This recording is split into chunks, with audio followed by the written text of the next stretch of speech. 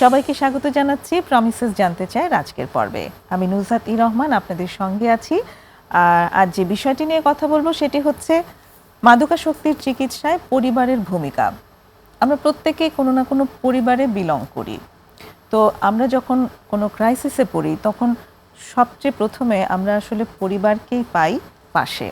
তো এই পরিবার নানানভাবে ভূমিকা পালন করে, সেটা ক্রাইসিসের সময় অনেক সময় হেল্পফুল হয়, অনেক সময় হয় আনহেল্পফুল। তো আজ আমরা এই বিষয়টি নিয়েই কথা বলবো। আমাদের সাথে এক্সপার্ট হিসেবে আছেন ডাক্তার তৌহিদা ফেরদৌসী, তিনি চাইল্ড অ্যান্ড অ্যাডোলেসেন্ট সাইকিয়াট্রিস্ট। আপনাকে স্বাগতম তৌহিদা। ধন্যবাদ আপু, আসসালামু আলাইকুম। ওয়ালাইকুম আসসালাম আপু, আপনাকে অনেক ধন্যবাদ আমাকে আপনার সাথে ইনভাইট করার জন্য। আমরা খুবই খুশি এবং মানে ফিল করছি যে আমরা খুব ডিলাইটেড হব আজকে আপনার এই আলোচনা থেকে। তো আপনি মাদকাসক্তি নিয়েও কাজ করেন, চাইল্ড অ্যান্ড অ্যাডোলেসেন্ট নিয়ে যেমন আপনি কাজ করছেন, তেমনি আমরা জেনেছি যে মাদকাসক্তি নিয়েও আপনার কাজ করার অভিজ্ঞতা হয়েছে।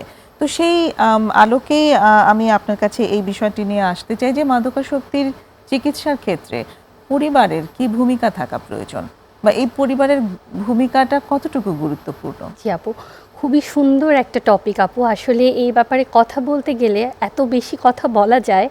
তো যেহেতু আপু আমি অ্যাডোলেসেন্ট গ্রুপ নিয়ে কাজ করি, তো আপনি জেনে থাকবেন যে সাম্প্রতিক যে একটা গবেষণা হয়েছে বা সাম্প্রতিক যে জরিপ, সেখানে কিন্তু উঠে এসেছে যে প্রায় 2,55,000 কিশোর কিশোরী মাদকাসক্তিতে এই মুহূর্তে বাংলাদেশে আক্রান্ত। তো আমার যখন এই মাদকাসক্ত একটা ছেলে বা মেয়েকে চিকিৎসা করতে হয়, সেক্ষেত্রে আসলে আমি যদি পরিবারের ভূমিকাটা বলতে যাই, আমরা সাধারণত দেখি যে আমাদের সাইকিয়াট্রিক ডিসঅর্ডার, যে কোনো ডিসঅর্ডার ডিল করতে হলে আপু পরিবারের ভূমিকা অপরিহার্য। কিন্তু মাদকাসক্তির ক্ষেত্রে আমি যদি বলি, সেক্ষেত্রে আরও বেশি অপরিহার্য। কেন আমি ব্যাখ্যা করছি। গবেষণায় দেখা গেছে আপনার একটা পরিবার যখন মাদকাসক্ত ব্যক্তিকে সাহায্য করে, সেক্ষেত্রে এই রোগীদের চিকিৎসা করে আমাদের ভালো করার শতাংশ দেখা যায় 60% বেশি এদের ক্ষেত্রে ট্রিটমেন্টটা রেজাল্টটা খুব ভালো হয়। তো আমি যদি একটু স্টেপ বাই স্টেপ বলি যে আসলে আপনি বলতে চাচ্ছেন যে যারা যে পরিবার থেকে সাহায্য দেওয়া হয় তাদের ক্ষেত্রে 60% বেশি চান্স থাকে যে তারা মানে ভালো রিকভারি করে। তো আমি যদি স্টেপ বাই স্টেপ বলি যে কোন কোন জায়গাতে আসলে পরিবারের ভূমিকাটা, প্রথমেই 1 নাম্বার ভূমিকা হলো একটা ছেলে বা মেয়ে সে যে মাদকাসক্ত, এটা প্রথমে আইডেন্টিফাই করবে হচ্ছে পরিবার থেকে। এই জায়গায় পরিবারের ভূমিকাটা অনেক বেশি। এবং বেশিরভাগ যে সমস্যাটা হয় প্র্যাকটিক্যালি আমরা চেম্বারে ফেস করি, মাদকাসক্ত যে একটা রোগ, এর জন্য যে একজন সাইকিয়াট্রিস্টের কাছে যেতে হবে, এটা যে চিকিৎসা প্রয়োজন, এই জায়গাটা আমরা আপু একসেপ্ট করতে চাই না। বেশিরভাগ ক্ষেত্রে মনে করা হয় এটা তো ইচ্ছাকৃত, ও ইচ্ছাকৃতভাবে করে, ও চাইলেই বন্ধ করে দিতে পারে, এটার জন্য তো আসলে ডাক্তারের কোনো প্রয়োজন নেই। কিন্তু আসলে বিজ্ঞান কি বলে, মাদকাসক্তিতে কি হয়, আমাদের যে ব্রেইনের যে রিওয়ার্ড সার্কিট, এই জায়গাটাতে চেঞ্জ হয়। যে কারণে একজন ব্যক্তি যখন মাদকাসক্ত হয়, তখন তিনি যদি চানও যে আমি বন্ধ করে দিব, চাইলেও উনি কিন্তু পারেন না। তো এই ক্ষেত্রে কিন্তু পরিবারের ভূমিকা আসলে অনেক বেশি, যে প্রথমেই এই অ্যাকসেপ্টেন্সটা আনা যে এটা আসলে একটা রোগ, এটা আসলে চিকিৎসা করার প্রয়োজন রয়েছে। যেটা আমরা আপু দেখি অন্যান্য যে মানসিক রোগ, যেমন আপনি যদি বলেন একটা সিজোফ্রেনিয়া, বাইপোলার, ডিপ্রেশন বা ওসিডি, সেক্ষেত্রে কিন্তু বাবা মা খুব সহজে মেনে নেন যে ঠিক আছে আমার ছেলেটা বা মেয়েটা একটা মানসিক রোগে ভুগছেন। অথবা আমি যদি একটু বড় পেশেন্টের ক্ষেত্রে বলি যে একটা পার্টনারকে, হয়তো ওয়াইফ, তার হাজব্যান্ডের একটা ডিসঅর্ডার আছে, উনি কিন্তু খুব সহজে মেনে নিচ্ছেন যে এটা একটা মানসিক রোগ, চিকিৎসা প্রয়োজন। কিন্তু মাদকাসক্তির ক্ষেত্রে সাধারণত এই অ্যাকসেপ্টেন্সটা থাকে না, এবং আরেকটা জায়গায় ঘাটতি থাকে, সেটা হচ্ছে এমপ্যাথিটা থাকে না, যেটা অন্য অন্য সাইকিয়াট্রিক ডিসঅর্ডারের ক্ষেত্রে থাকে। তো প্রথমেই হচ্ছে আপনার চিকিৎসা নিতে হবে, এই জায়গাটাতে পরিবারের ভূমিকা সবচেয়ে বেশি। দ্বিতীয়ত, যখন আপনি চিকিৎসা নিতে আসছেন এই জায়গাটাতে, আপনি জেনে থাকবেন যে মাদকাসক্তির যে চিকিৎসা পদ্ধতিটা, এটা সাধারণত অন্য সাইকিয়াট্রিক ডিসঅর্ডারের চিকিৎসা থেকে একটু আলাদা। কেমন আলাদা? যেমন এক্ষেত্রে আমাদের বেশিরভাগ ক্ষেত্রে রিহ্যাবিলিটেশনের প্রয়োজন হয়, ভর্তির প্রয়োজন হয় রিহ্যাব সেন্টারে। তো এই জায়গাটাতে প্যারেন্টসদের একটা ডিনায়াল থাকে, বা তারা এই জায়গাটাতে মানতে চান না যে রিহ্যাব সেন্টার নিয়ে খুব একটা স্টিগমা কাজ করে। এখানে কয়েকটা জায়গায় স্টিগমা, হ্যাঁ যথেষ্ট কারণও আছে আসলে। প্রথমেই ধরে নেন যে একবার রিহেবে দেওয়া মানেই বোধহয় হচ্ছে এটা একটা সাইকেলের মতো চলতে থাকবে, এবং যেহেতু এটা সত্যি কথা যে অনেক রিহেব সেন্টারই আছে আসলে মানসম্মত না, তো সেখান থেকে একটা ভীতি কাজ করে। তো সবকিছু মিলিয়ে প্লাস অনেকে মনে করে যে রিহ্যাব সেন্টারটা একটা পানিশমেন্টের হ্যাঁ জায়গা। হ্যাঁ হ্যাঁ রিহ্যাবে পাঠানো মানে আমি পানিশমেন্ট দিলাম, এবং যিনি নিচ্ছেন তারও মনে হতে থাকে যে আমাকে পানিশমেন্ট হিসেবে পাঠিয়েছে, এটাই ভাবেন। তারপর এটাও ভাবেন যে এখানে গেলে একটা বড় অ্যামাউন্টের একটা ফাইন্যান্সিয়াল একটা খরচ আসলে থাকে। কিন্তু আপু আপনি যদি একটু চিন্তা করেন যে ব্যক্তিটা মাদকাসক্ত, যে ছেলেটা বা মেয়েটা, আপনি ওই ট্রিটমেন্ট পারপাস আপনার যে খরচ, প্যারেন্টস যদি একটু চিন্তা করে দেখবে যে আসলে মাদকাসক্তির পিছনে কিন্তু তার এর থেকে বেশি খরচ, তাই না? আর এমপ্যাথিটা কম থাকে, এটাও লজিক্যাল। কেন কম থাকে? কারণ একটা মাদকাসক্ত ছেলে বা মেয়ে আসলে প্যারেন্টসকে যে পরিমাণ ট্রমার মধ্যে রাখে, স্বাভাবিকভাবেই তারা তো একদম বিরক্ত হয়ে লাস্ট স্টেজে আমাদের কাছে নিয়ে আসে। একটা 13 বছরের বাচ্চাকে নিয়ে আসা হয়েছিল, যে অল্পদিন হলো ব্যবহার করছে, সে গাঁজা ব্যবহার করতো। তো ওর এত ক্রেভিং হতো যে দেখে ওর বাবা মাই তখন ওকে নিয়ে দিত। মানে যেহেতু ছোট মানুষ, গাঁজার ব্যবহারটা এসে গেছে ওর জীবনে, ওটার ভীষণ ক্রেভিং ও ফিল করতো, এত বেশি বিহেভিয়ারাল সেটার চলে আসতো, ম্যানিফেস্টেশন এসে যেত যে বাবা মা তখন বাধ্য হয়ে ওকে নিজেরা এনে দিত। এটাই আমি যেমন আমার লাস্ট এরকম হয়েছে, আমার চেম্বারে একটা পেশেন্ট, ও হচ্ছে আপু অ্যালপ্রাজোলাম ডিপেন্ডেন্সি, ওর ঘুমের ওষুধের যেটা আর কি। তো ও আমার চেম্বারে এসে যে ওয়েটিং টাইম, সে ওয়েট করতে পারছে না, এবং এর মধ্যে ওর মাকে বিরক্ত করে ফেলেছে, ওকে এখনই টাকা নিয়ে যেতে হবে, ওর কিনে নিয়ে আসতে হবে। তো মাও একটা পর্যায়ে সে কী করলো, যেহেতু আমার ওয়েটিং টাইম, আমি আরেকটা পেশেন্ট তখন দেখছি, সে কিন্তু তাকে নিচে যেতে অ্যালাউ করলো। তো এইটা আসলেই সত্যি আপনি যেটা বললেন যে আসলে বাবা মারাও অনেক সময় আসলে ওই জায়গাটাতে হেল্প করে ফেলছে। কিন্তু এই জায়গাটাতে আসলে আপু আমি মনে করি সঠিক সচেতনতা দরকার। যেমন ক্রেভিংয়ের যে ইস্যুসটা আপনি বললেন, ক্রেভিং আসলে 20 to 30 মিনিটসের বেশি পারসিস্ট করে না। আচ্ছা। তো এই জায়গায় কিছু টেকনিক আছে, যে আমরা বলি যে, যেমন আমরা বলি না যে ক্রেভিং কখন কখন আসলে রিল্যাপস হয় বা ক্রেভিংটা হয়। যেমন আমি যদি বলি হল্ট দিয়ে আমরা যেটা মনে রাখি যে হাংরি, অ্যাংরি, লোনলি, আর হচ্ছে ট্রিগার পয়েন্ট। তো এই জায়গাটাতে যখন আপনার ক্রেভিংটা হবে, এটা তো 20 to 30 মিনিট পারসিস্ট করে। তো ওই সময় কিন্তু একটু যদি ডিটেইলে বলি আমরা, যে হাংরি, অ্যাংরি মানে একটা মানুষ যখন হাংরি হচ্ছে মানে ক্ষুধার্ত হচ্ছে, কিংবা তখন কখনো যদি সে খুব রেগে যাচ্ছে, তারপর যদি সে খুব লোনলি থাকে, একা থাকছে, এবং হচ্ছে তার ট্রিগার কোনো পয়েন্ট থাকে, সেগুলো যখন সে ফেস করছে তখন তার ভিতরে ক্রেভিং আসতে পারে, এটা বলতে চাইছেন। এবং ওই সময়টা যদি একটু মাইন্ডফুলি ওই সময়টাতে কন্ট্রোল করা যায়, যেমন আমরা বলি যে এই সময়টাতে সে মাইন্ডফুলি ওয়েট করবে যে আমি এখন নিব না। রিল্যাপস তো আপু আসলে 3টা স্টেপে হয় আমরা জানি। যেমন আপনার হচ্ছে আমরা কিভাবে বলি যে emotional relapse, mental relapse, physical relapse. Emotional রিল্যাপসটা হলো যখন আমি নিজেকে কন্ট্রোল করতে পারছি না, আমি রাগ হয়ে যাচ্ছি, আমি ইমোশনটা কোনোভাবে ধরে রাখতে পারছি না, এটা হলো আমার ইমোশনাল রিল্যাপস স্টেপটা। এরপর আমার মেন্টাল রিল্যাপসটা কি, এখন আমি সাবস্টেন্সটা নিয়ে ভাবছি যে আমি এটা নিলে আমার ভালো লাগবে, এবং তারপর লাস্ট স্টেপ হলো আমি নিয়ে ফেললাম, এটা হলো আমার ফিজিক্যাল রিল্যাপস।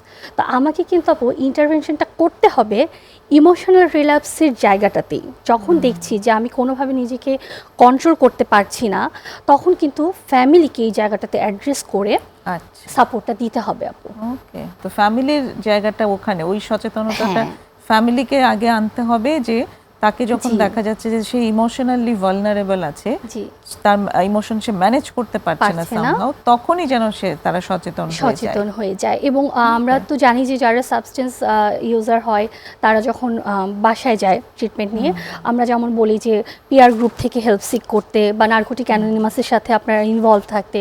সো ওই টাইমটাতে সে যে হেল্প সিক করবে, সে ফ্যামিলির সাথে যেন ওপেন আপ হতে পারে যে আমার কিন্তু এখন ক্রেভিং হচ্ছে, আমি কিন্তু নিজেকে কন্ট্রোল করতে পারছি না।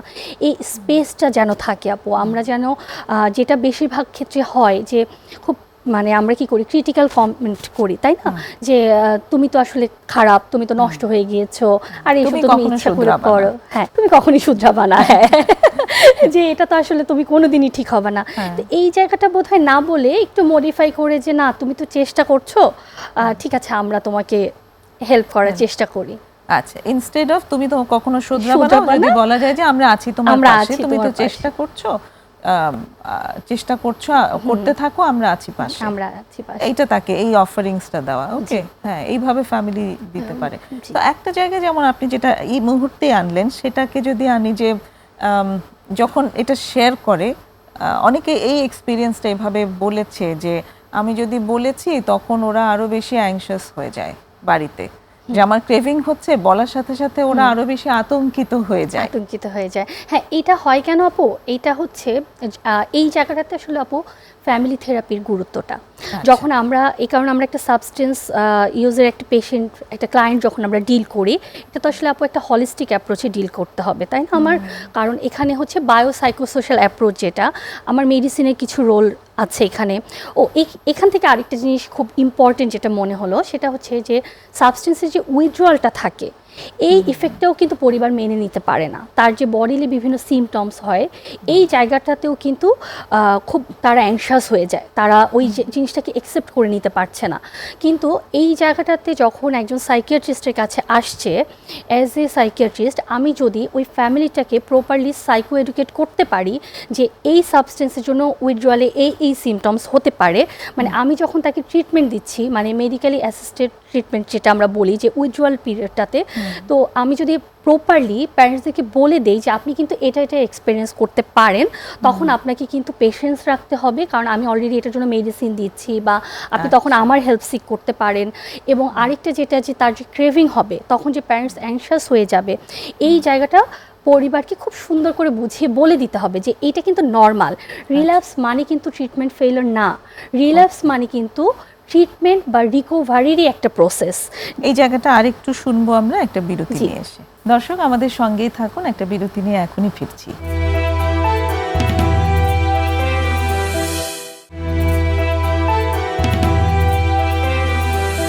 ফিরে এসেছি প্রমিসেস জানতে চাইয়ে। আজ কথা হচ্ছে ডাক্তার তৌহিদা ফেরদৌসীর সঙ্গে মাদকাসক্তির চিকিৎসায় পরিবারের ভূমিকা, এই বিষয়ের উপর। আপনি বলছিলেন যে রিল্যাপস মানে যে ট্রিটমেন্ট ফেইলিওর, বিষয়টা তা না। এই জায়গাটি আমি খুব দেখেছি অভিভাবকদের মাঝে। তারা প্রথমেই এসে অ্যাকচুয়ালি তারা তো ভীষণ একটা হোপলেস জায়গা থেকে আসেন এবং খুব অসহায়, হেল্পলেস অনেক বেশি থাকেন যখন তারা ট্রিটমেন্ট সিক করতে আসেন তাদের সন্তান বা তাদের পরিবারের একজন সদস্যের জন্য। তো তাদের কিন্তু খুব এটা থাকে যে ভালো হবে তো, এখন যে দিচ্ছি এই চিকিৎসায় সুস্থ হয়ে ফিরে আসবে তো, সুস্থতার হার কতটুকু। তো তাদের কিন্তু ওই অ্যাসিওরেন্সটা তারা নিয়ে ভর্তি করাতে চায় ট্রিটমেন্টের জন্য, হ্যাঁ। তো সেখানে যখন রিল্যাপসের ব্যাপারটা বলা হয়, এটা তাদের জন্য আরেকটা ধাক্কা। এবং সত্যি সত্যি রিল্যাপসটা যে একটা ট্রিটমেন্টের পার্ট, এটা শেখাতে হয় তাদেরকে, শেখাতে হয় আপু, আসলে এটা শেখাতে হয়।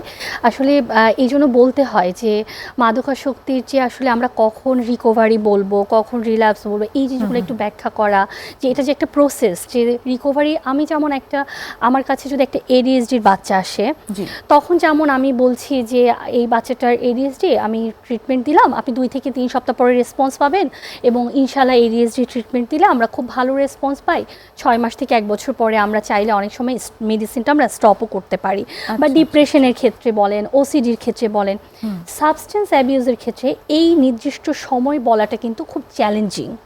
কারণ আপনি রিকভারি বা রিল্যাপসেরও কিন্তু বিভিন্ন স্টেপ আছে, রিকভারিরও বিভিন্ন স্টেপ আছে। আমরা দেখা যায় যে একটা হচ্ছে শর্ট টার্ম রিকভারি, মানে সে সুস্থ হয়ে বাসায় গেল, সে 1 মাস পুরো সোবার ছিল। এরপর যেটা হতে পারে আপনার সাস্টেইনড রিকভারি, মানে 3 মান্থস প্লাস হলে আমরা সেটাকে বলছি সাস্টেইনড, আর 1 ইয়ার প্লাস হলে তখন কিন্তু আমি লং টার্ম রিকভারি বলছি। তো এই যে সোবার থাকার প্রসেসটা, রিকভারির যে প্রসেসটা, এটা একটা লং টার্ম প্রসেস।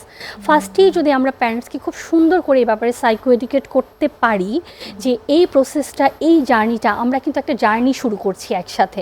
এবং আজকে আসলে এই সাইকো এডুকেশনটাই দিচ্ছি যারা আজকে সেটের সামনে আছে, সেই সাইকো এডুকেশনটা আজকে আমরা শেয়ার করছি তাদের সাথে। যে দেখেন, এটা কিন্তু আমাদের একটা টিম ওয়ার্ক। এখানে আমরা কিন্তু আমি, আপনি, সাইকোলজিস্ট, কাউন্সিলর, তারপর হচ্ছে নার্কোটিক অ্যানোনিমাস গ্রুপের যে সদস্য বা পিয়ার গ্রুপ, আমরা সবাই মিলে এটা একটা টিম ওয়ার্ক, আমরা একটা জার্নি স্টার্ট করেছি। এই জার্নিটা সাকসেসফুলি আমরা তখনই এন্ড করতে পারবো যখন এই টিমে সবাই থাকবে আপু। এখানে কখনোই সম্ভব না যে ধরেন এটা একটা ফুটবল ম্যাচের মতো, যে লাইক আমরা এতজন প্লেয়ার শুরু করেছি, মধ্যে থেকে 2-1 প্লেয়ার উঠে গেল বা ওই জায়গাটা আমি অ্যাভয়েড করে দিলাম, তাহলে তো ম্যাচটা সাকসেসফুল হবে না। যেটা আমার হয়তো একটা আমি অন্য একটা সাইকিয়াট্রিক কন্ডিশন ডিল করতে গেলে হয়তো আমার এতটাও টিমওয়ার্কটা প্রয়োজন হয় না, যেটা স্পেশালি আমার সাবস্টেন্সের ক্ষেত্রে হয়। এখানে আমাকে অবশ্যই পুরো টিমওয়ার্কটাকে সাকসেসফুলি রান করতে হবে, এবং পেশেন্স আপু, ধৈর্য খুব জরুরি। এই জায়গায় ধৈর্যের কোনো অল্টারনেটিভ নাই। আর আমরা যেহেতু অ্যাডোলেসেন্ট গ্রুপ নিয়ে কাজ করি, তো দেখা যায় যাদের কন্ডাক্ট ডিসঅর্ডার থাকে তাদের ক্ষেত্রে তো মাদকাসক্তির প্রবণতাটা বেশি। তো এমনিতেই তো কন্ডাক্ট ডিসঅর্ডারটা খুব চ্যালেঞ্জিং, বিহেভিয়ার ডিস্টারবেন্স যেহেতু থাকে। আমি যদি একটু ছোট করে আজকে একটু কন্ডাক্টেরও কিছু ফিচার বলি, যে আমরা জানি যে এটা 10 বছরের পর থেকে শুরু হয় সাধারণত। এ ধরনের বাচ্চারা কি হয়, তারা একটু আমরা বলি যে নর্ম ব্রেকিং বিহেভিয়ার থাকে, সমাজের স্বাভাবিক প্রচলিত নিয়ম কানুনটা তারা মানতে চায় না। তাদের যে অথরিটেরিয়ান যে ফিগারটা থাকে তাদেরকে তারা তার ইনস্ট্রাকশন ফলো করতে চায় না, টিচারের কথা শুনতে চায় না, বাবা মার কথা শুনতে চায় না, মিথ্যা কথা বলে, বাবা মার ওয়ালেট থেকে টাকা চুরি করে, না বলে বাসা থেকে বের হয়ে যায়, রাতে বাসার বাইরে থাকে, স্কুল পালায়। তো এই সব কিছুর সাথে সাথে নিজের সাথে শার্প ওয়েপন ক্যারি করে, সাথে সাথে কিন্তু তাদের মধ্যে মাদকাসক্ত হওয়ার প্রবণতাটাও অনেক বেশি থাকে। তো এতগুলো জিনিস একসাথে কিন্তু আপনার ডিল করাটা, এই পেশেন্স রাখাটাও আসলে খুব ধৈর্যের ব্যাপার। মানে আসলেই ধৈর্য রাখাটা কঠিন, সত্যি সত্যি কঠিন। একটা অ্যাডোলেসেন্ট বাচ্চা এমনিতেই অনেক চ্যালেঞ্জের ভেতর দিয়ে যান, এবং স্বাভাবিক অ্যাডোলেসেন্সও যদি থাকে তার, তাহলেও সেই প্যারেন্টদের অনেক চ্যালেঞ্জ ফেস করতে হয়। সেখানে যদি এইরকম ধরনের কিছু সিমটমস, স্পেশাল সিমটমস ক্যারি করেন, তাহলে আসলে সেই সময়টা ওই বাচ্চাটির জন্য যেমন কঠিন, পরিবারের জন্য ততোধিক কঠিন, খুবই কঠিন। মাদকাসক্তির ক্ষেত্রে আরেকটা খুব চ্যালেঞ্জিং জায়গা থাকে, যে এদের মধ্যে সেলফ হার্মিং বিহেভিয়ার বা আপনার হচ্ছে সুইসাইডাল আইডিয়েশন, মানে আত্মহত্যার প্রবণতা বা নিজেকে আঘাত করার প্রবণতা অনেক বেশি থাকে। তো যদি মাদকাসক্তি প্লাস আঘাত করার প্রবণতা প্লাস সুইসাইডাল আইডিয়েশন, যেটা আত্মহত্যার প্রবণতা থাকে, সেক্ষেত্রে কিন্তু অবশ্যই এই ধরনের পেশেন্টদেরকে ভর্তি রাখতে হয়, কারণ একটা কন্ট্রোলড এনভায়রনমেন্টে কিন্তু তখন ট্রিটমেন্ট করতে হয়। ভর্তি রাখাটা মাদকাসক্তির চিকিৎসায় একটা মানে প্রাথমিক শর্তই আসলে। বাড়িতে রেখে চিকিৎসার জায়গাটা আসলে এনকারেজ করা হয় না, অনেকেই করে নিজেদের মতো করে, নিজ দায়িত্বে তারা করেন। কিন্তু আসলে আপনি যখন উইথড্রলের কথা বলেন, একটু যদি আমাদেরকে বলেন যে কি কি ধরনের রিস্ক থাকতে পারে, কেউ যদি নিজের থেকে নিজ দায়িত্বে বাড়িতে বসে ট্রিটমেন্ট করাতে চান, তাহলে কি কি ধরনের রিস্ক ফ্যাক্টরগুলো আছে? এই জায়গাটাতে আমি যেহেতু আমার একটা কেস আপনার সাথে শেয়ার করছিলাম, যেমন ঘুমের ওষুধের, যেটা অনেক প্যারেন্টসরা মাদকাসক্তির ক্ষেত্রে মনে করে যে ঘুমের ওষুধ বা অ্যালকোহলকে খুব মাইল্ড ড্রাগ হিসাবে মনে করে যে খুব কঠিন মাদকাসক্ত মানে হচ্ছে এমফেটামিন বা ইয়াবা নিচ্ছে, হিরোইন নিচ্ছে, গাঁজা নিচ্ছে, এগুলাকে খুব সিরিয়াস পর্যায়ে ধরে। কিন্তু অ্যাজ এ সাইকিয়াট্রিস্ট আমরা সবচেয়ে বেশি ভয় পাই ঘুমের ওষুধের যে অ্যাডিকশান বা অ্যালকোহল অ্যাডিকশান। কেন ভয় পাই? কারণ যারা খুব হাই ডোজে ঘুমের ওষুধ নেয়, এটা যখন সাডেন স্টপ করা হয় তাদের ক্ষেত্রে খিঁচুনি হওয়ার একটা প্রবণতা থাকে, কনভালশনের চান্স থাকে।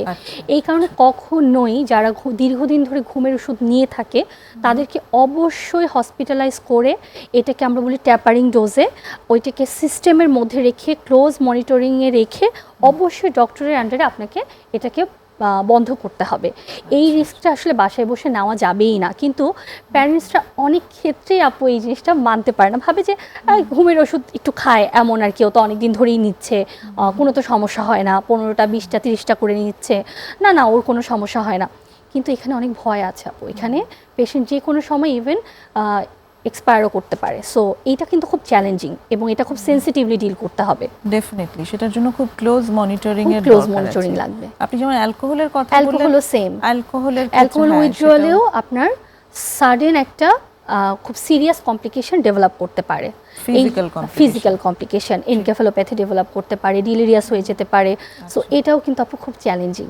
তো আসলে যারা নিজেরা বাড়িতে বসে চেষ্টা করতে চান, তাদেরকে ডক্টরের সাথে খুব ক্লোজ মানে ডিসকাশন করে তারপরেই সেটা করাটা খুব প্রয়োজন। এবং আপনি যেটা বললেন যে কি কি আসলে সে ফেস করতে পারে সেটা সব তাকে জানতে হবে, কি কি উইথড্রল তার আসতে পারে, পরিবারকে জানতে হবে এবং যিনি চেষ্টা করছেন রোগী তাকেও ভীষণভাবে জানতে হবে।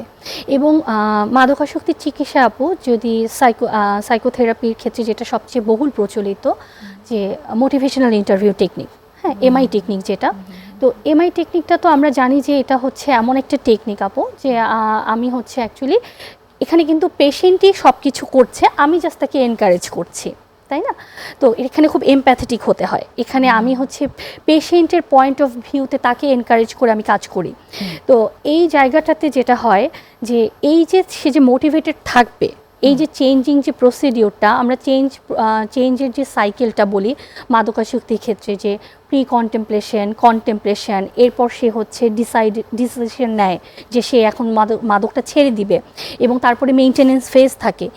এই মেইনটেনেন্স ফেজে কিন্তু বেশি রিল্যাপস হয়, এবং এই জায়গাটাতে একজন সাইকিয়াট্রিস্ট সাইকোলজিস্টের পাশাপাশি পরিবারের ভূমিকা অনেক বেশি। তাকে যে কন্টিনিউয়াস মোটিভেটেড রাখা, সে যে স্লিপ করতে করতে আবার সে উঠবে, এই জায়গায় সাইকিয়াট্রিস্ট সাইকোলজিস্টের পাশাপাশি আপু অবশ্যই পরিবারকে সাহায্য করতে হবে। এখানটাতে একটু আনতে চাই যেটা, সেটা হচ্ছে যে মোটিভেশন, এই মোটিভেশনটা অন্য সাধারণ মানুষের তুলনায় এই যারা ড্রাগের পেশেন্ট আছেন তাদের রিকভারির সময় তার থেকে দ্বিগুণ তিনগুণ বেশি মোটিভেশন তাদের জন্য প্রয়োজন হয়, তাই না? খুব প্রয়োজন। এটার গুরুত্বটা সম্পর্কে আরেকটু বিস্তারিত জানতে চাইবো একটা বিরতি নিয়ে। জি আপু, আরেকটা বিরতি নিচ্ছি, দর্শক সঙ্গেই থাকুন।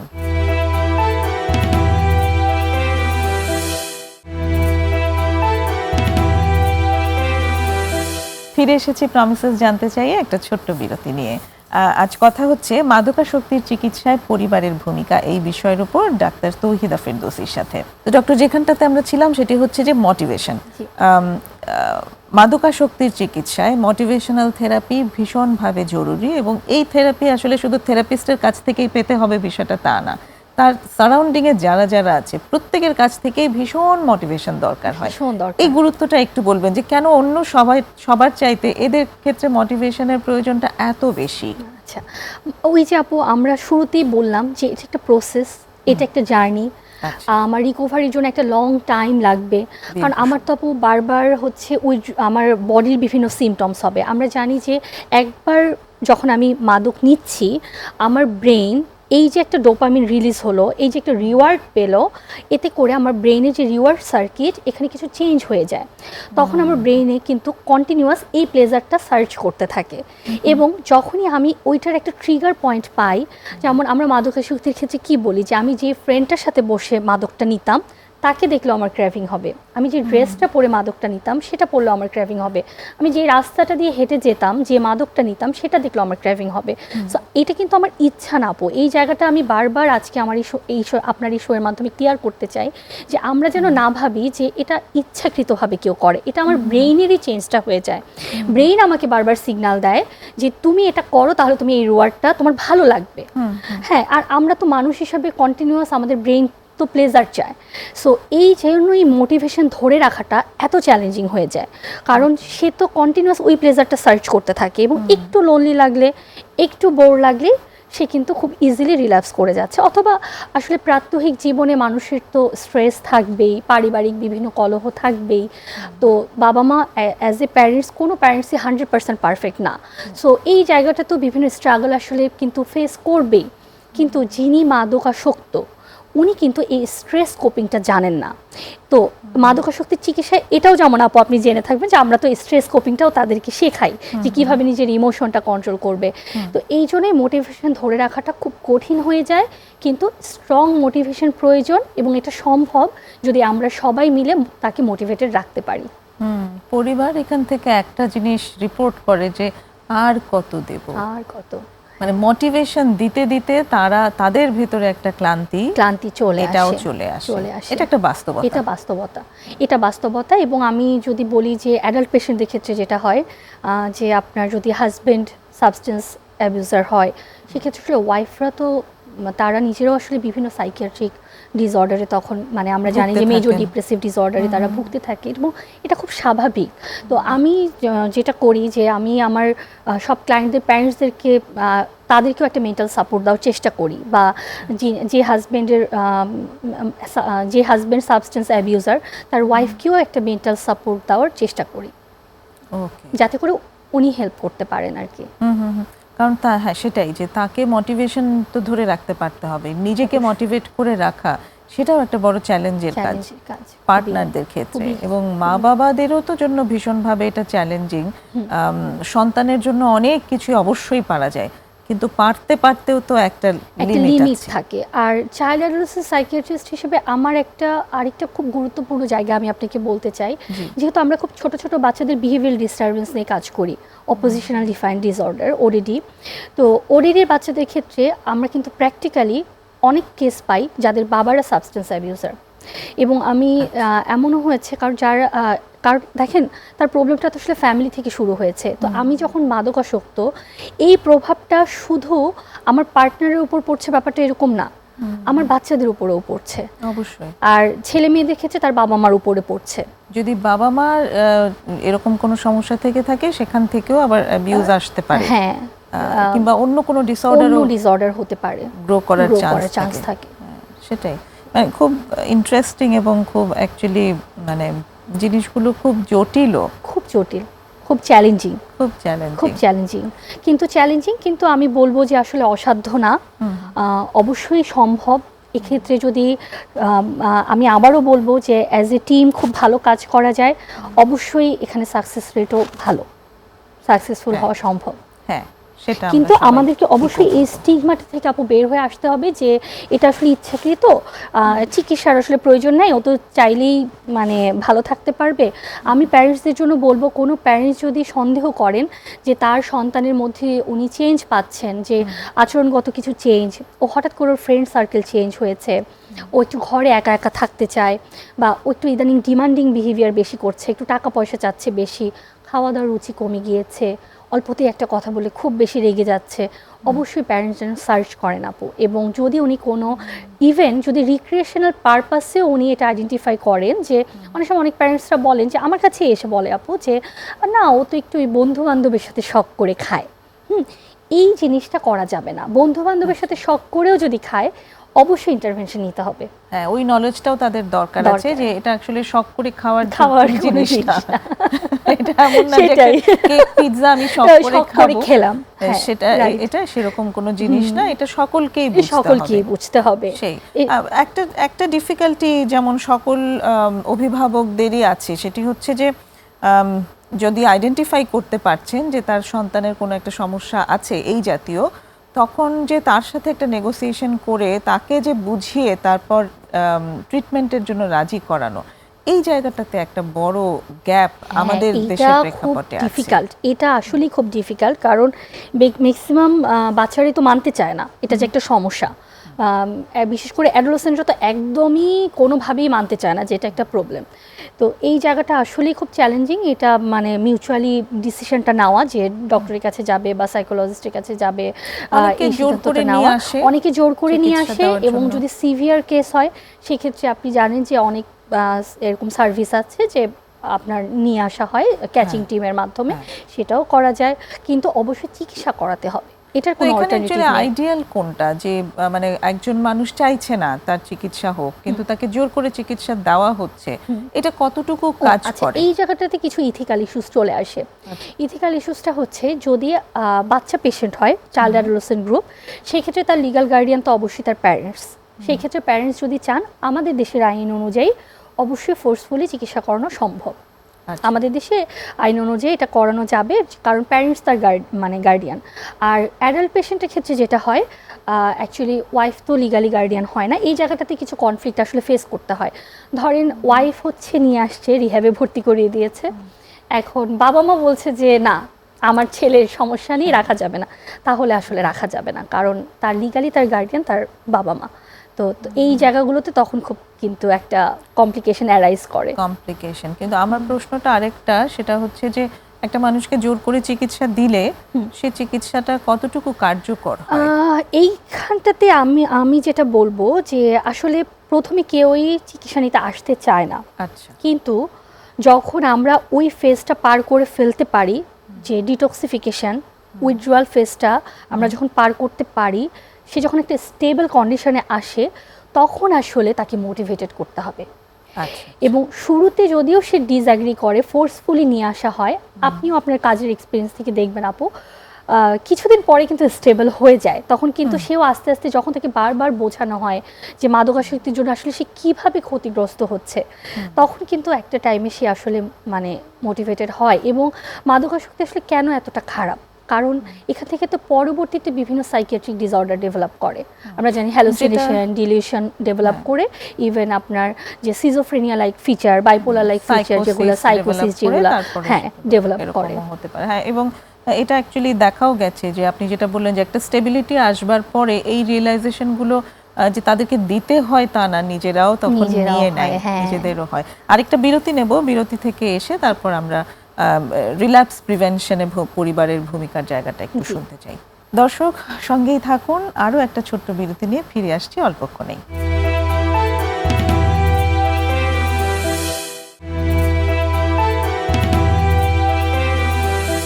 আবারও ফিরে এসেছি প্রমিসেস জানতে চাইয়ে। কথা হচ্ছে মাদকাসক্তির চিকিৎসায় পরিবারের ভূমিকা নিয়ে ডাক্তার তৌহিদা ফেরদৌসীর সঙ্গে। যেখানটি ছিলাম সেখান থেকে আরেকবার শুরু করি যে পরিবারের ভূমিকা। এবার চিকিৎসায় আনবার জন্য পরিবারের ভূমিকা দরকার আছে, আপনি বলেছেন। চিকিৎসা অবস্থায় পরিবারের ভূমিকার দরকার আছে, এবং চিকিৎসার পরে যখন সে রিকভারি স্টেজ, সেই সময় পরিবারের ভূমিকা। সেই সময় তো অ্যাকচুয়ালি অসংখ্য চ্যালেঞ্জ ফেস করে যারা রিহ্যাবিলিটেশন থেকে বাড়ি চলে যায়, যে পুনর্বাসিত হলো সে বাড়িতে গিয়ে, তারপর সে নানান জিনিস ওখানে ফেস করতে থাকে। তো সেই সময় পরিবারের ভূমিকাটা কি রকম হওয়া প্রয়োজন? আপু আমি তো বলবো এই জায়গাটাতে সবচেয়ে বেশি দরকার, মানে ট্রিটমেন্ট পেলো, বাসায় যাবে, এই যে আপু একটা চেঞ্জ, এই জায়গাটাতে যে পরিবারের ভূমিকা কি পরিমাণ প্রয়োজন, এই জায়গায় মানে ফ্যামিলিকে যে এমপ্যাথেটিক হতে হবে, সায়েন্টিফিক ওয়েতে অ্যাপ্রোচ করতে হবে, এই জায়গাটা ভীষণ জরুরি আপু। কারণ সে তো একটা লং টাইম বাসার বাইরে ছিল, যেটা হয়তো সে আগে কখনোই ছিল না। লাইফে ফার্স্ট টাইম সে একটা লং টাইম পরে সে বাসায় যাচ্ছে, হঠাৎ করে কিন্তু অনেক কিছু চেঞ্জ আপু। এখন ধরেন তাকে যদি বারবার এই জিনিসটা রিমাইন্ডার দেওয়া হয়, একটু কিছু হলো, হয়তো সেও তো একটা মানুষ, হয়তো আবার একটু ভুল করে ফেলছে, তখন হয়তো মানে ফ্যামিলি এভাবে বলে ফেলে যে তুমি তো ভালো না, তুমি তো আচ্ছা তোমাকে আবার রিহেবে দিয়ে দিব, তুমি তো রিহেবেই ভালো ছিলা, তুমি না থাকলেই আমরা ভালো ছিলাম। ফ্যামিলি অনেক সময় থ্রেট হিসেবেও কিন্তু থ্রেট হিসেবে করে, রাইট আপু, যে আবার রিহ্যাবে নিয়ে যেতে হবে, আবার দিয়ে দিব। এবং এই জায়গাটাতে আপু ফ্যামিলিকে কিন্তু অবশ্যই এটাকে একটা অস্ত্র বানিয়ে ইমোশনালি তাকে এটা দিয়ে অ্যাকচুয়ালি ব্ল্যাকমেল করা যাবে না। তাহলে হবে কি, দুইটা জিনিস হবে, একটা হচ্ছে সে একটা টাইমে এটাকে আর ভয় পাবে না, সেও ইউজ টু হয়ে যাবে যে ওকে ফাইন, আমি তো এমন করি, রিহ্যাবে যাই, আমি আসি, এটাও করা যাবে না। নাম্বার টু, তার যে রিকভারি পসিবিলিটিটা ছিল সেটাও কমে যাবে। এই জায়গায় ফ্যামিলিকে খুব সায়েন্টিফিক ওয়েতে ডিল করতে হবে। তার যখন ক্রেভিং দেখছে, আমি একটু আগেও বললাম যে নার্কোটিক অ্যানোনিমাস গ্রুপের সাথে সে রেগুলার মিটিংগুলোতে যাবে। আচ্ছা, আমি নার্কোটিক অ্যানোনিমাস গ্রুপটা, আমরা যেহেতু আমাদের আলোচনায় বারবার বলছি, আমরা যদি একটু দর্শকদের জন্য সহজভাবে বলি যে এই গ্রুপটা আসলে কি, এটা হচ্ছে যে যারা মাদকাসক্ত ছিল এখন ভালো আছে, তারা মিলে একটা পিয়ার গ্রুপ, একটা সাপোর্ট গ্রুপ ক্রিয়েট করে। এটা একটা নন পলিটিক্যাল বা এখানে কোনো টাকা পয়সার লেনদেন নেই, একটা সাপোর্ট গ্রুপ আর কি, ভলেন্টারি হ্যাঁ গ্রুপ, যেটা আমাদের বিভাগীয় শহরগুলো ঢাকা, চট্টগ্রাম, সিলেট সব জায়গায় আছে। ঢাকা শহরেরও আমাদের বিভিন্ন জায়গায়, ধানমন্ডি, বনানী, বিভিন্ন জায়গায় এরকম নার্কোটিক অ্যানোনিমাস গ্রুপের মিটিং হয়। তো এই গ্রুপগুলোর সাথে আমরা অ্যাটাচ থাকতে বলি। কেন বলি? কারণ এই গ্রুপটা হচ্ছে এমন একটা গ্রুপ যেখানে সবাই সবার নন জাজমেন্টাল ওয়েতে সবার পার্সোনাল এক্সপিরিয়েন্সটা শেয়ার করে। তো এখান থেকে হয় কি, একটা পিয়ার গ্রুপ সাপোর্ট ডেভেলপ করে। যখনই সে বাসায় আবার তার ক্রেভিং হচ্ছে বা তার মনে হচ্ছে সে রিল্যাপস করতে পারে, সবার আগে কিন্তু সে তাদের কাছে হেল্প সিক করতে পারে। তো এটা খুব চমৎকার একটা জায়গা, সাপোর্টের জায়গা। এটা থ্যাংক ইউ, আপনি আনলেন বলবার জন্য। তো এখানে পরিবারের দিক থেকে একটা রিজার্ভেশন কাজ করতে আমি দেখেছি, সেটি হচ্ছে পরিবারের মনে হতে থাকে যে ও তো এখন রিকভার করেই গেছে, এখন আর ওই মানুষগুলোর সঙ্গে যাওয়ার কি দরকার। হ্যাঁ, এই জায়গাটাতে আপু আসলে যখন সে মানে ফ্যামিলি থেরাপিটা আমরা নেই, আমরা যদি তখন পরিবারকে একটু ক্লিয়ার করতে পারি, আসলে আমাদের এখানে ক্লিয়ার করতে হবে যে এই তার ছেলেটা বা মেয়েটা বা তার হাজবেন্ডের ট্রিটমেন্ট প্রসিডিওরে আমরা আসলে কে কে ইনভলভ এবং কে কে সাহায্য করতে পারি, তাহলে কিন্তু পরিবার এই যে তার যে একটা স্টিগমা, এটা তাহলে কাজ করবে না। এটা ক্লিয়ারলি তাকে ডিফাইন করতে হবে যে এই জায়গাটা আসলে তার ভালোর জন্য, খারাপের জন্য না। কি ভালো তার হয় অ্যাকচুয়ালি সেখানে একটু যদি বলে কি দেন। ভালো হয় বলতে আপু, যেমন ধরেন যেটা হয় যে একজন সাইকিয়াট্রিস্ট বা একজন সাইকোলজিস্ট ওনাদেরও তো বিভিন্ন অ্যাসাইন টাস্ক থাকে না। তো সাডেন হয়তো একটা ক্লায়েন্টের তার ক্রেভিং হচ্ছে, সে হয়তো রিকভার হয়ে বাসায় চলে গিয়েছে, এখন হয়তো আপনাকে টেক্সট করলো, হয়তো ওই মোমেন্টে আপনি খুব এমন একটা আরেকটা ক্রিটিক্যাল কাজে আছেন, আপনার পক্ষে হয়তো ইনস্ট্যান্ট ওই মুহূর্তেই রিপ্লাইটা করা পসিবল হচ্ছে না, অথবা ফ্যামিলিটা এমন একটা জায়গায় আপনার কাছে ইনস্ট্যান্ট নিয়ে আসতে পারছে না বা ডক্টরের কাছেও নিয়ে আসতে পারছে না, সেই জায়গাটাতে এটা একটা ভালো সাপোর্ট হিসাবে কাজ করে। হ্যাঁ, এবং ওই যে যেই ইয়েটা থাকে ভেতরে যে চিন্তাটা থাকে যে এখন আর ওদের সঙ্গে কি করতে যাবে, এখন তো সে রিকভার করেই গেছে, তো ওরাই আসলে এর ব্যথাটা সবচেয়ে ভালো বুঝতে পারে, যে সাথে রিলেট করতে পারে, কারণ জার্নিটা তাদের একই। আমাকে এরকম শেয়ার করেছে যে টিমের যে এরকম এক ক্লায়েন্ট কল দিয়েছে যে তার এখন ক্রেভিং হচ্ছে, তখন সে তার এক পিআরকে কল দিয়েছে, দেওয়ার পরে সে ওই সময় সাথে সাথে তার বাসায় চলে গিয়েছে, যে ওকে নিয়ে বাইরে ঘুরিয়েছে, ওকে স্টেবল রেখেছে, মানে ওটা রাতের বেলা ছিল, কারণ ডক্টরের কাছে আনতে হলেও তো আসলে একটা টাইম দরকার, সাইকোলজিস্টের কাছে আনতে হলেও তো একটা টাইম দরকার।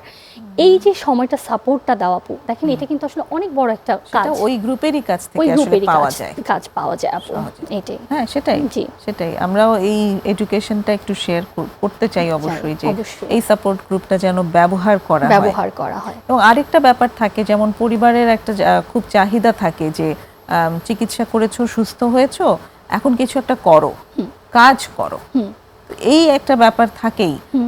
যাদের পড়াশোনা চলছিল তাদের জায়গায় থাকে যে তোমার পড়াশোনায় আবার ফিরে আসতে হবে, কেউ ব্যবসা বাণিজ্য করছিল, আবার ব্যবসা করো, বা চাকরি করছিল, চাকরি করো, তুমি প্রোডাক্টিভ হও।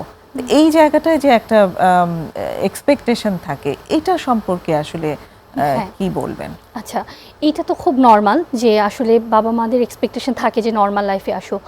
এই জায়গাটাতে আমার অবজারভেশন হলো যে এইটার জন্য আমাকে একটু টাইম দিতে হবে, আচ্ছা, রিহ্যাবিলিটেশনের জন্য টাইম দিতে হবে, কারণ যেহেতু একটা লং টাইম একটা প্রসেসের কারণে সে একটা নর্মাল লাইফ থেকে সরে গিয়েছে। অবশ্যই আমরা কখনোই বলি না যে সে বাসায় বসে যাবে, কারণ এটা আরও বেশি খারাপ, এতে করে তার আবার সেই খারাপ সঙ্গে জড়িয়ে যাওয়া বা মাদকাসক্তিতে জড়িয়ে যাওয়ার পসিবিলিটি বেশি থাকে। আমরা অবশ্যই এনকারেজ করি যে সে অ্যাক্টিভলি তার ডেইলি রুটিনে ফেরত যাবে, তার সে যদি কোনো জব করতো সেটাতে ফেরত যাবে, অথবা হচ্ছে আপনার যে পড়াশোনা করতো সেখানে ফেরত যাবে। এটার ভূমিকা অনেক বেশি, এখানে অবশ্যই তাকে একটা নর্মাল লাইফে ফেরত যেতে হবে, কিন্তু সে একটা সময় দিতে হবে, রাইট, একটা সময় পরে, যেটা আমরা ওই যে বাসায় যাওয়ার পরে একটা নির্দিষ্ট সময় পরে আমরা এটাকে অ্যালাউ করি আর কি। আর যখন যদি কি পরিমাণ সময় হতে পারে আসলে? আচ্ছা, এই সময়টা আসলে আপু আমি যেভাবে বলি, আমি অ্যাকচুয়ালি একটু কাস্টমাইজ ওয়েতে বলি। কেন বলি?